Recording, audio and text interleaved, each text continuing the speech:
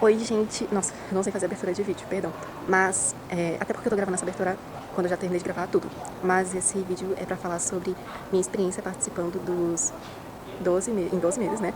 Do Clube do Livro da Dua Lipa, lendo um livro cada mês que ela recomendou. Enfim, todas as entrevistas que a Dua Lipa fez com os autores eu achei cheias de tato, de paciência também, porque alguns deles não tinham a língua inglesa como primeira língua. E dá pra ver que a Dua Lipa não só é uma ótima entrevistadora, mas dá pra ver que ela lê os livros sem realmente só absorver. Ela lê pensando, ponderando. E foi muito produtivo assistir as entrevistas com os autores graças a isso, porque ela soube fazer perguntas e trazer tópicos muito interessantes. E os autores, todos maravilhosos, né? O primeiro livro foi de janeiro, Sobre os Ossos dos Mortos, da Olga Tokarczak. Da Olga. O livro é muito interessante, ele traz a personagem Janine, que é uma senhora de idade, é na visão dela. O livro se passa tendo como ela como personagem principal. E o livro se passa numa área rural da Polônia, onde você tem um frio muito intenso, pessoas assim que moram um pouco distante, muito distante uma das outras. E a Janine, ela tá ali como uma professora de inglês daquele vilarejo. E ela também é uma tradutora ávida de William Blake. Muito interessante porque o livro ele traz uma ligação muito intensa com a astrologia, porque ela se interessa muito por isso. E para ela, a astrologia é uma forma de entender o passado e compreender também o futuro que está por vir. E a Janine, ela é muito, muito, muito defensora dos animais e do direito deles de viver.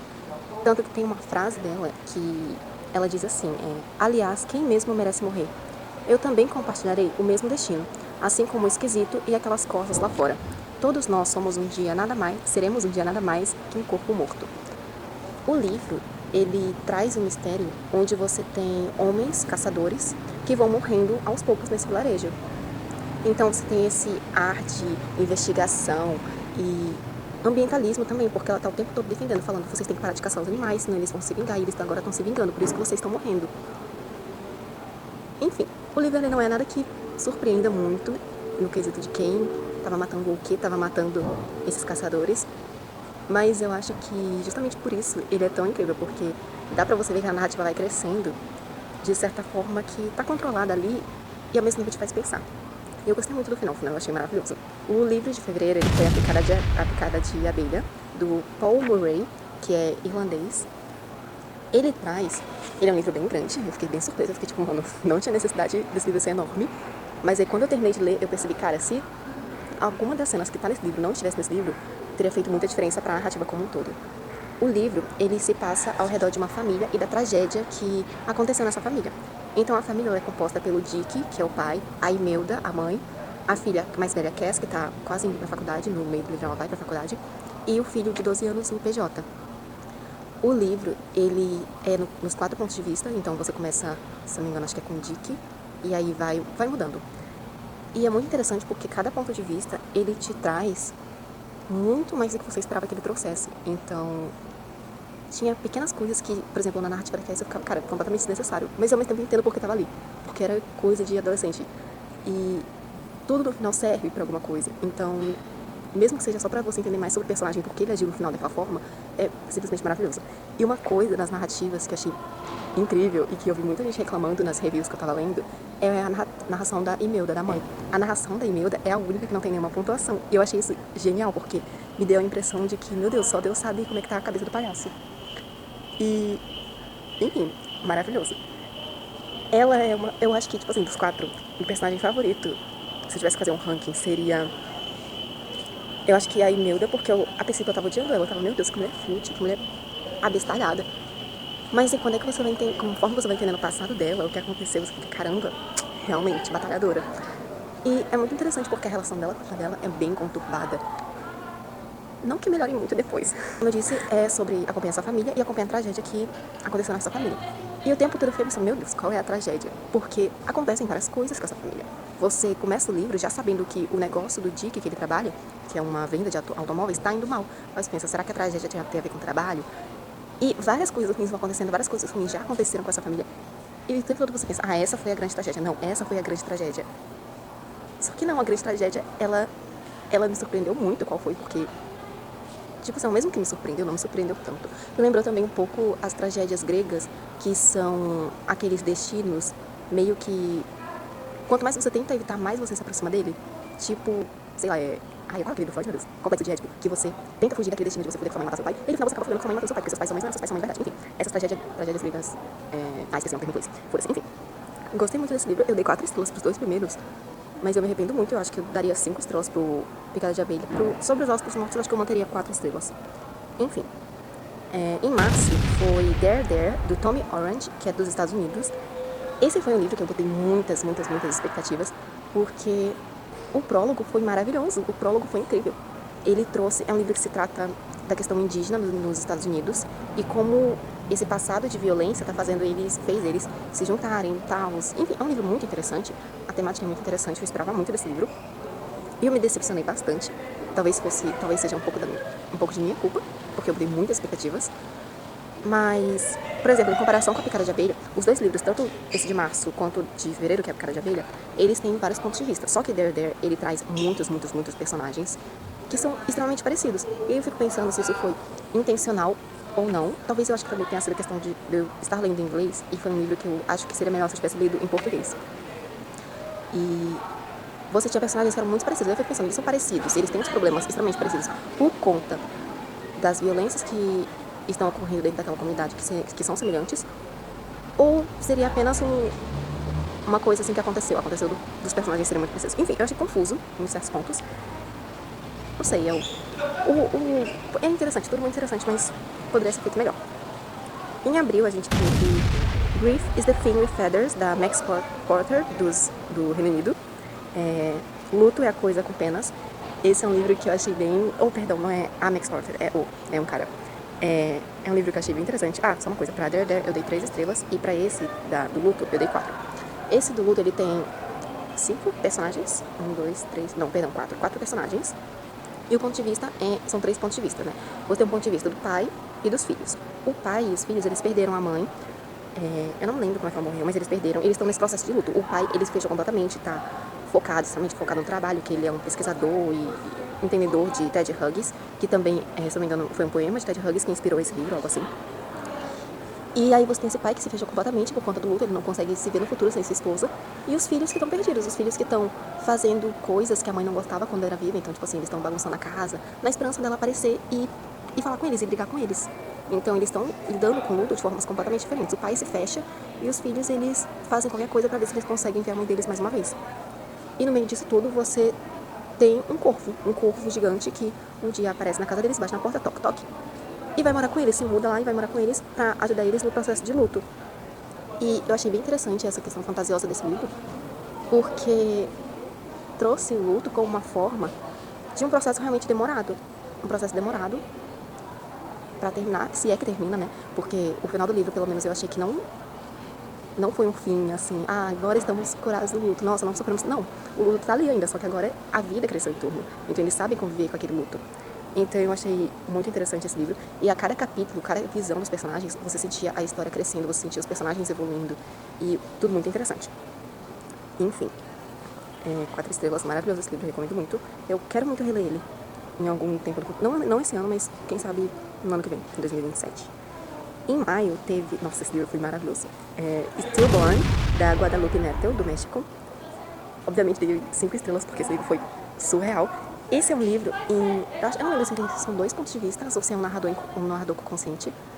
Mas esse livro acompanha 2 amigas que estão passando por processos ligados à maternidade completamente diferentes, mas ao mesmo tempo que estão interligados. Uma das amigas, ela tá grávida. Era o sonho dela e do marido terem uma filha, terem um bebê. Ela tá grávida, só que aconteceram complicações na gravidez que os médicos viraram pra ela e falaram, então, as chances da sua filha nascer com vida e ter uma vida normal é extremamente baixa. E aí ela tem que lidar com isso. E acontece da filha dela sobreviver ao nascimento e vai sobrevivendo, só que claro que não é fácil. A filha dela nasceu com muitas complicações e muitas coisas ocorrem. Enfim, aí você tem essa amiga. E a outra, ela nunca nem pensou em ter filhos, ela já teve relacionamentos mais sérios, mas aí acabou. Ela tá agora solteira e nunca pensou em ter filhos, não quer ter filhos. Porém, ela acaba se envolvendo com o filho da vizinha, que é uma criança e que briga muito com a mãe. E ela começa a ter uma amizade com esse filho da vizinha. E uma amizade assim de forma até maternal, porque ela cuida muito dele, ela se preocupa muito dele. E ela fica conversando com a mãe dele, falando, não, ele é seu filho, você tem que fazer isso e aquilo. Enfim, são situações diferentes, mas que tem o tema de maternidade como comum. E me pegou muito a história da Alina, que é a que tá grávida, né?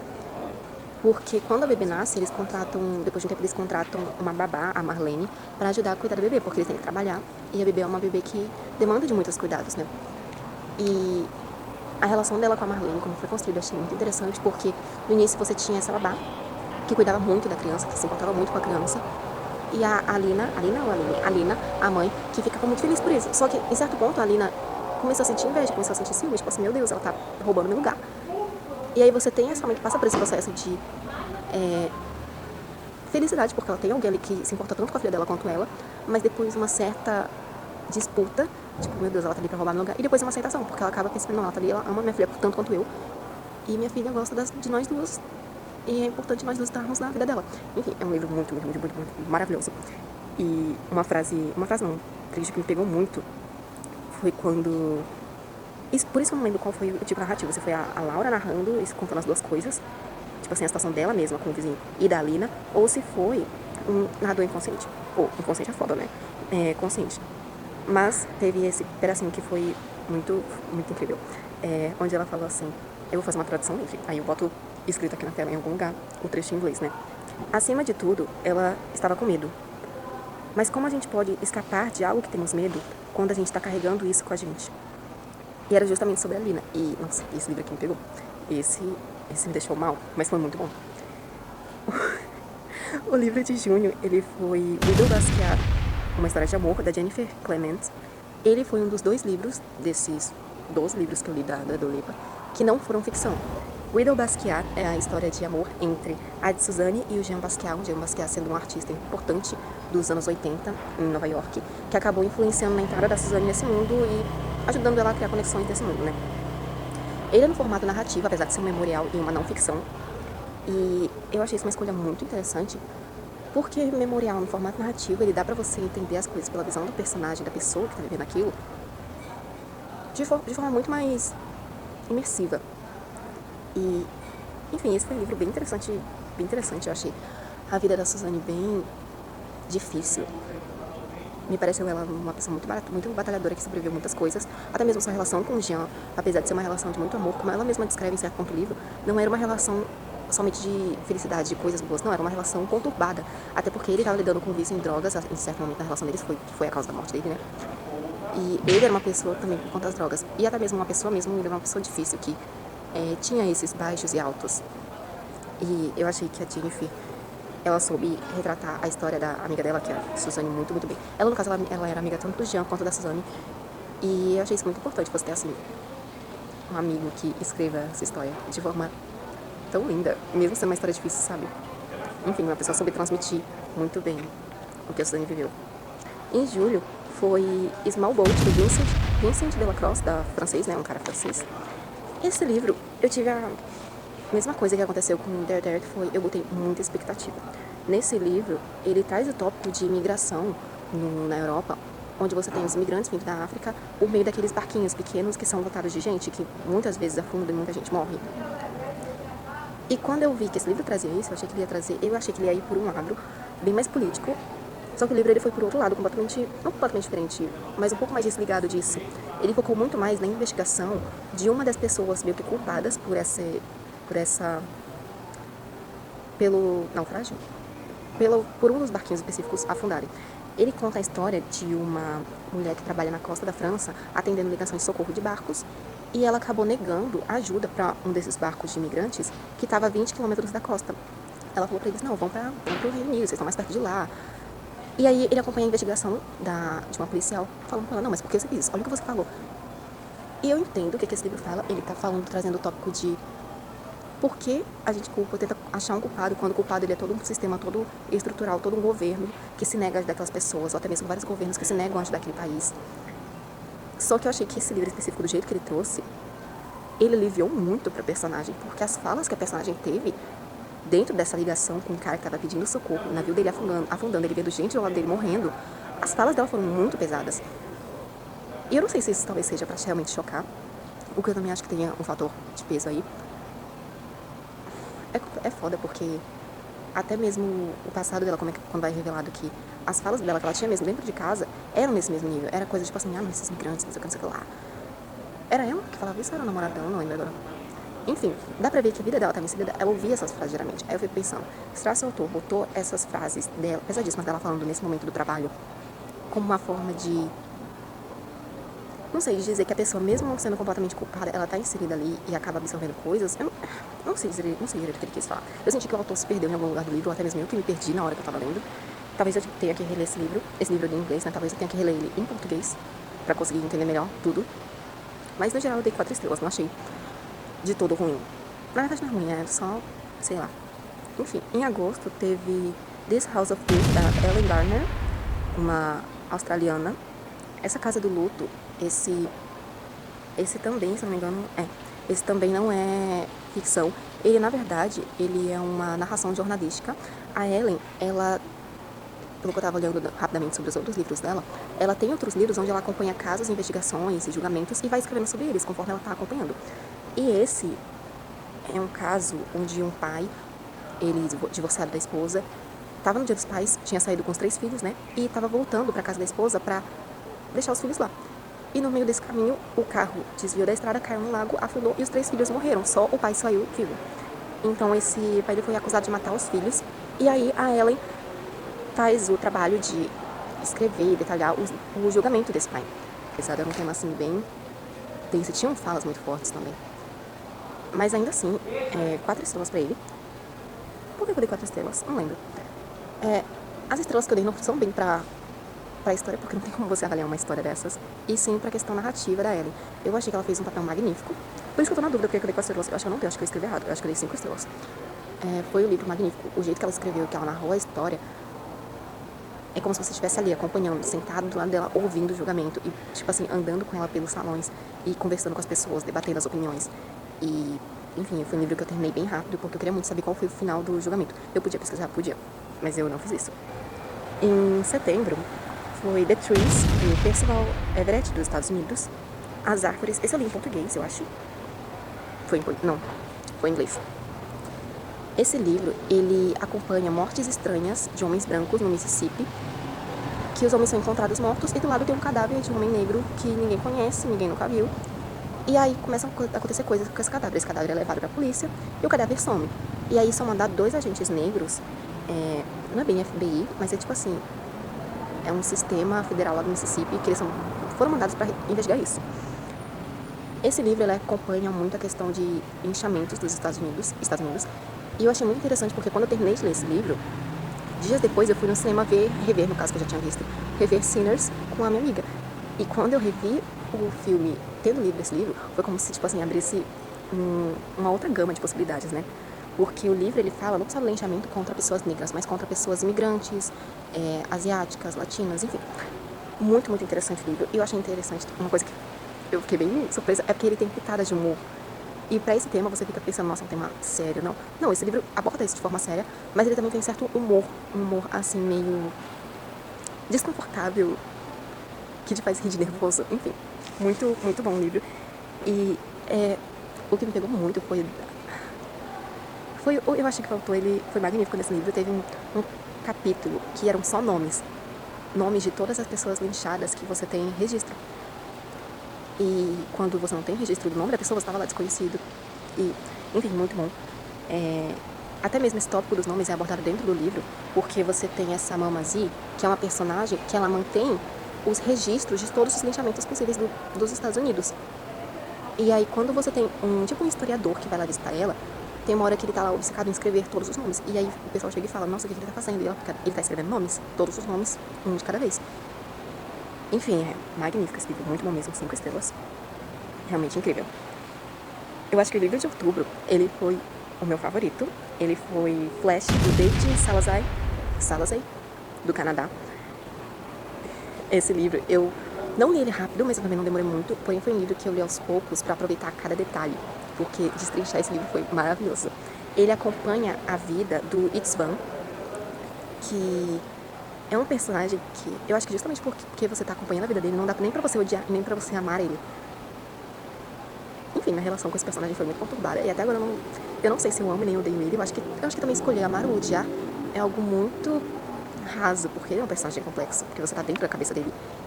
E muitas coisas estão acontecendo ali, muitas coisas mesmo. Ele Enfim, Ele é um personagem que passou por muitas fases econômicas na vida dele. Ele e a mãe dele moravam num apartamento pequenininho e ele vendia, teve um momento que ele estava vendendo drogas para poder arranjar dinheiro. E depois ele foi lá para o exército servir e voltou. E aí ele estava trabalhando de segurança para um bar, que não era um bar, era tipo um negócio assim. Enfim. E aí depois ele acabou virando segurança de um cara muito rico. E aí esse cara rico morreu e aí ele se casou com a esposa do cara rico.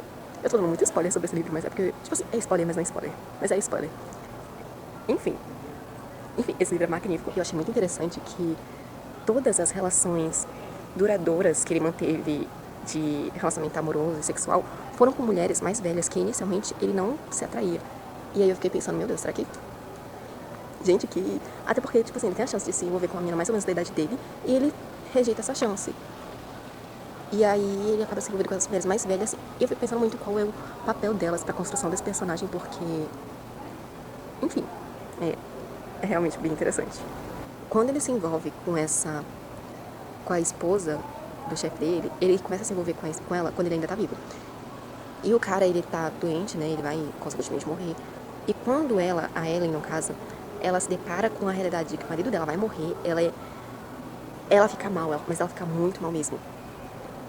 E o único momento que você consegue ver um personagem tão mal quanto ela fica naquele momento é o próprio Isvan no final do livro, quando acontece... Eu não vou falar o que acontece, mas quando acontece uma coisa com dois personagens que eles importam muito, que você fica, meu Deus, um paralelo completo pra Ellen, porque a Ellen mesma, ela se casou com o marido dela, o primeiro marido dela, justamente pra ascender socialmente, e o Isvan fez isso com ela. Tanto que ele tem um filho com ela, apesar dela já ter um filho com o marido antigo, ele tem um filho com ela, e tem um momento que ele tá lá no quarto, botando o filho dele pra dormir, e aí ele pensa, eu até escrevi isso aqui, eu acho, e aí ele pensa assim, already he sometimes idly wonders what his son will actually be, what position will he actually occupy in the world. There seems to be no limit to what is possible there, and whose achievement is that, he thinks, turning off the light and slipping quietly off the room, if not his own. Enfim, tem uma parte que ele tá lá, botando o filho pra dormir, e aí ele pensa assim, meu Deus, o que meu filho vai ser quando crescer? Nossa, não tem limite pra ele. Eu era um fugido. Eu, tipo assim, não tive escolha, mas eu consegui crescer. Meu filho, ele já tá vindo do berço de ouro. Ele, daqui é só subir. Nossa, e isso é o mérito de quem? É mérito meu. E aí eu fico pensando assim, meu Deus. É foda porque não dá pra dizer, não é mérito dele, de certa forma. Porque ele realmente veio da merda e subiu. Ok, que ele subiu de formas assim, não socialmente convencionais, que seriam casar com uma pessoa rica e se envolver com ela quando ela ainda estava casada.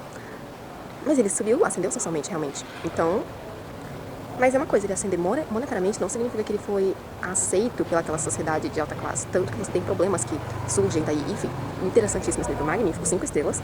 Um livro que eu aproveitei muito e muito bom. Realmente, acho que eu recomendaria esse livro pra todo mundo. O livro de novembro foi The Handmaid's Tale, da Margaret Atwood, o Conto de Aia, o famoso Conto de Aia. Eu ainda não tinha lido esse livro, eu tava querendo ler. E eu fiquei muito feliz que ela botou em novembro. Só que eu tava com medo, meu Deus, vai ser um livro longo, será? Mas não, e até que ele foi curtinho. E 5 estrelas. Obviamente, não tem outra opção. E é um livro que ele é surpreendentemente atual. Coisa que você fica assim pensando, meu Deus, como é que um livro assim, dessa época, pode ser tão atual? E eu acredito até que ele é até mais atual do que nunca. Porque você tem um momento em que o livro ele se passa na visão da Offred, né, contando o que está acontecendo na vida dela atual, nessa ditadura guiliana, onde os direitos das mulheres são controlados, os corpos delas são controlados, os papéis que elas ocupam também são distribuídos pelo governo autoritário. E ela conta o presente relacionando com lembranças do passado. E uma dessas lembranças é um momento quando ela tenta comprar uma coisa no cartão e descobre que a conta bancária dela não mais existe. Porque foi proibido mulheres terem conta bancária, e aí foi simplesmente apagaram a conta bancária e foi transferido para os maridos, ou então as mulheres que não eram casadas, não foi transferido. E aí, algo até que a Dua Lipa e a Margaret falaram na entrevista, foi que, por exemplo, nessa sociedade atual, onde tudo é digital, é extremamente mais fácil você simplesmente apagar em, assim, um segundo todas as contas das mulheres. E não é nem apagar, mas é tipo assim, você bloquear, você fazer alguma coisa pra diminuir os direitos delas. Os nossos direitos, no caso, né? Eu falei que ele se passa nessas duas linhas temporais, né? Só que na verdade são 3. No livro todo você tem essas 2 linhas temporais da Offred narrando, até porque é meio que como se fosse um formato de diário, até. É um diário assim que é meio que uma gravação, sabe? E você descobre que realmente foi gravado na voz dela no final. No final você tem essa... É como se fosse uma palestra acadêmica que se passa papo de acho que 100, 200 anos no futuro, onde eles estão falando sobre esse período guiliano e como se deu e as figuras-chave que os homens figuras-chave que acabaram causando mesmo essa mudança drástica no cenário do país. E, enfim, nossa, muito, muito, muito bom esse livro, muito bom mesmo. A Margaret, ela escreveu o segundo livro, uma continuação, agora no século XXI, acho que foi em 2004 ou 2014, eu não lembro. Mas foi recentemente, eu quero muito ler, eu quero ler ainda esse ano. Até porque ainda tá fresco a memória de O Conto de Aia. E eu penso, tenho perguntas sobre coisas que aconteceram com os personagens. Tipo assim, o Fred, ela era casada antes. E ela tinha uma filha. O que aconteceu com essa filha? Porque todo tempo ela se pergunta sobre essa filha. Ela chega até a ter notícias bem vagas sobre essa filha, só que eu queria saber mais. Eu também queria saber sobre o marido dela. O marido dela, que pra mim foi bem, bem controverso, porque, tipo assim, ao mesmo tempo que ele é fonte de esperança dela, porque tá acontecendo coisas horríveis com ela ali. E ela fica pensando, não, ele vai me mandar uma mensagem, ele vai dar um jeito de me mandar uma carta, vai me achar, e vai dizer que não é culpa minha isso que tá acontecendo, que ele me entende. Só que quando você vê as memórias dela, ao mesmo tempo que ele é uma pessoa assim que eles tentaram fugir e tal, é foda porque quando a conta bancária dela é bloqueada, quando esse direito das mulheres é tirado, ele tá ali dizendo que não, tudo bem, você ainda tem, eu consigo pegar o dinheiro pra gente. Sendo que, tipo, é a questão da autonomia dela, e ele meio que caga pra isso. Então eu acho que eu queria saber mais sobre ele, até mesmo pra ver se eu consigo formar uma opinião mais estruturada sobre ela. A Moura e o Nick também, personagens magníficos, muito interessantes. Eu acho que a Moura é minha personagem favorita desse livro. E, porra, é um livro foda. E em dezembro teve Bright and Shine, pra finalizar o ano com uma coisa assim bem natalina, da Ingvild Richoy, uma norueguesa da Noruega. Enfim, foi um livro que eu não aproveitei tanto, eu pretendo ler ele de novo ainda esse ano, em 2026. E eu quero ler ele sabendo um pouco da história na qual ele foi baseado, porque ele é baseado em uma história que eu não entendi muito bem. Porque a gente no Brasil não tem essa historinha específica como parte da nossa base cultural. Então eu quero dar uma olhada melhor nessa historinha antes de reler. E o livro basicamente ele traz a Ronja, uma personagem de 10 anos, se não me engano, e a Melissa, que é a irmã dela mais velha, de 15 anos.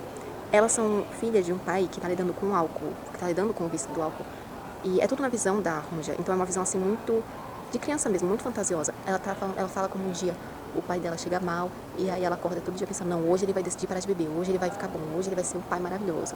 E tem dia que ele é um pai maravilhoso, só que aí ele recai, ele bebe de novo, ele comete os mesmos erros. E nesse livro você também tem, a Ronja acaba conseguindo um emprego pro pai dela com a ajuda de um conhecido, e o pai dela abandona esse emprego, e quem tem que pegar esse emprego de volta, quem tenta fazer isso e consegue, é a Melissa, de 15 anos, que vai lá e assume esse papel de cuidadora da Ronja, um papel que ela parece já estar acostumada também, porque o pai dela é alcoólatra. Então, você tem essa relação muito complexa delas duas, que elas são irmãs, mas a Ronja tá nesse papel de cuidar dela como se fosse uma mãe. E também, querendo ou não, ela cuida do pai dela como se fosse responsável pelo pai dela. Tanto que você tem um momento em que a Ronja, ela tá falando sobre a Melissa, atender ligações, provavelmente de pessoas cobrando e coisa e tal. E a Melissa atende sempre com uma desculpa nova, falando, meu pai tá passando mal de pneumonia, tem como você dar mais 2 semanas? Ou então, meu pai ele teve um acidente, não sei o que lá. E tem vezes que ela tá sem paciência, porque ela é uma criança. Então tem vezes que ela vira e fala que é 2 crianças sem mãe e um pai alcoólatra. Tem como você tem pena da gente e deixar mais tempo pra gente pagar? Então, é um livro que, apesar de eu não ter aproveitado tanto, é um livro que tem muita informação e que pelo menos eu senti que eu peguei o contexto geral da história e isso foi muito bom. Foi um livro que, mesmo tendo muito mais coisa que eu poderia saber e entender por conta dessa história na qual ele foi baseado, ainda assim foi um livro maravilhoso. Tem 3 estrelas, mas 3 estrelas mais por culpa minha mesmo, porque eu poderia ter aproveitado mais. Sobre o Clube do Livro da Dua Lipa no geral, magnífico, simplesmente magnífico. Em 2025 foi minha primeira experiência com esse Clube do Livro. Eu lembro que foi em janeiro do ano passado, né, que eu me inscrevi. E aí eu liguei cada livro, e cada livro é completamente diferente. Eu esperava que tivesse alguma coisa em comum, seja formato narrativo, seja temática, seja, sei lá, os países dos autores, alguma coisa em comum, mas eles não tem nada em comum. Eu acho que isso foi o mais brilhante dessa experiência, porque ela traz livros completamente diferentes uns dos outros. Então isso permite você conhecer mundos diferentes e coisas muito diferentes, experiências muito diferentes. Enfim, recomendo muito o Clube do Livro dela. Esse ano, o primeiro livro desse mês, o primeiro livro no caso, que é o de janeiro, já saiu, qual vai ser? Eu não lembro do título direito, mas é Como Ser um DJ nos anos 90, em Nova York, eu acho. Enfim, é um livro que também é um memorial, se eu não me engano. Então ele traz essa mesma pegada de Guido Basquiat por ser um memorial. Apesar de Guido Basquiat passar nos anos 80, esse aqui é nos anos 90, né? Mas muito interessante.